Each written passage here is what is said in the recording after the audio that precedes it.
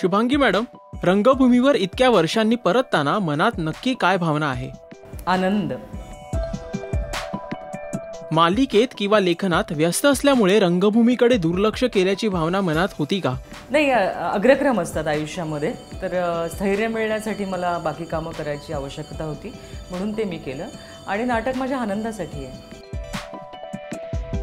कोणतं माध्यम सर्वाधिक आव्हानात्मक वाटतं, नाटक की दूरचित्रवाणी? नाटक. मोहन जोशी आणि दिलीप प्रभावळकर यांच्यासोबत काम करत असताना नाटकातील काही बारकावे तुम्हाला शिकता आले आहेत का? नाही, त्यांच्याबरोबर मी नाटक केलंच नाही आहे, कुठलंच नाटक केलं नाही. दिलीप प्रभावळकरांबरोबर नाही आणि मोहन जोशींबरोबर फार पूर्वी केलं, पण तेव्हा आम्ही दोघेही लहान होतो, त्यामुळे एकमेकांकडे शिकण्यापेक्षा आम्ही आजूबाजूलाच काय काय बघून शिकत होतो. काहे दिया परदेस या मालिकेत सायली किंवा ऋषीला अभिनयाचे टिप्स देता का, आणि याचा त्यांना उपयोग कशा पद्धतीने होतोय? हो, मी नक्कीच देते, कारण की मी ना सहकलाकारापेक्षा मी टीचरसारखंच जास्ती वागत असते. म्हणजे मला कमी येत असतं, पण मला शिकवायला आवडतं.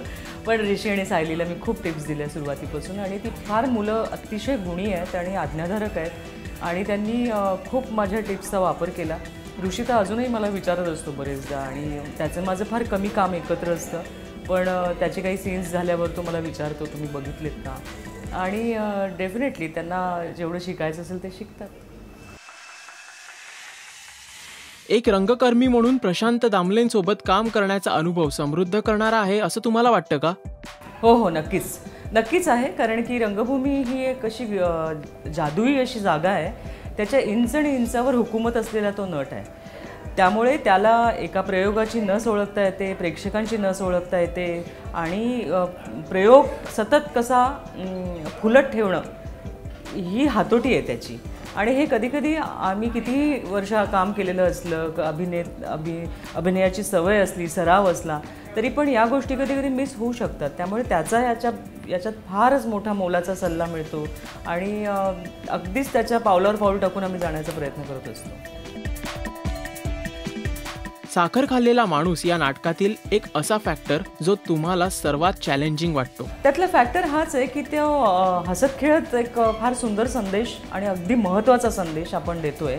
तर ती विचित्र कॉमेडीच्या अंगाने न जाता एक हलकं फुलकं नाटक सादर करण्याचा हा मोठा फॅक्टर आहे त्याच्यामध्ये. चॅलेंजिंग फॅक्टर ज्याला म्हणतात. रिस्क असू शकते, पण त्याच्यामधले काही संवाद आहेत किंवा काही माझी काही वाक्य आहेत ती फार सिरियसली लोकांपर्यंत पोचू शकावीत, म्हणून आगेमागे तेवढंच बॅलन्स्ड काम करावं लागतं. सखी गोखले देखील आज तुमच्याप्रमाणेच दूरचित्रवाणी आणि रंगभूमीवर लोकप्रियता मिळवते. त्याकडे एक आई म्हणून आणि एक कलाकार म्हणून तुम्ही कसं पाहता? आई म्हणून खूप अभिमान आहे मला. खरं म्हणजे हे सगळं अनपेक्षितरित्या सखी या क्षेत्रामध्ये आलेली आहे. ध्यानीमनी नसताना तिला फार सुंदर प्रोजेक्ट मिळालं, तिने फार सुंदर काम पण केलं दिल दोस्ती दुनियादारीमध्ये, अतिशय समजून उमजून केलं तेव्हा. आणि आता अमर फोटो स्टुडिओ हे अजून एक वेगळं तिने पाऊल उचललं आहे, ज्याच्यात ती को प्रोड्युसर आहे, आणि त्यातला रोल ती फारच समजून करते आणि वेगळा करते.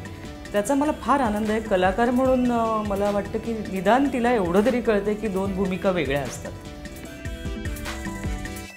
एक लेखिका म्हणून आजच्या दूरचित्रवाणी, चित्रपट आणि मालिका या तिन्ही माध्यमांबद्दलचा तुमचा दृष्टिकोन काय आहे?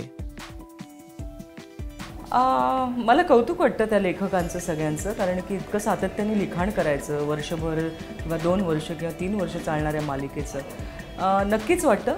फक्त खंत एवढीच वाटते की भाषा जी आहे त्याच्यामधली ती आपल्या मराठीची साधी घराघरात बोलली जाणारी पण फार मधुर अशी भाषा आहे, ती कुठेतरी नाहीशी होती आहे, आणि फार पुस्तकी असं आहे, आणि शब्दरचना चुकीची असते. हे माझं ऑब्झर्वेशन आहे. कोणत्या विषयावर पोट तिडकीनं लिहावं असं वाटतं, आणि त्यासाठी माध्यम कोणतं असेल? नाही, मला अनुभव शेअर करायला फार आवडतं. तर माध्यम तर लिखाणच आहे, म्हणजे पुस्तकातनंच लिहायला मला आवडेल, कारण की बाकी लिखाण कसं असतं, तुम्ही असता आणि तुमचे कागद असतात, पण बाकी माध्यमातून लिहायचं म्हणजे त्याच्याबरोबर टीम येते अख्खी सगळी. म्हणजे कॅमेरा असो, सेट असो, लाईट्स असो, मेकअप, कॉस्ट्यूम याचा काही लेखनाशी संबंध नसतो. तर मला लेखनातनं व्यक्त व्हायला जास्त आवडेल. लेखन की अभिनय यापैकी तुमचा प्राधान्यक्रम काय असतो? नाही, अभिनय माझा व्यवसाय आहे, त्यामुळे त्यालाच प्राधान्य आहे. सखी गोखलेमध्ये तुमच्यातील कोणता गुण उतरलाय असं तुम्हाला वाटते?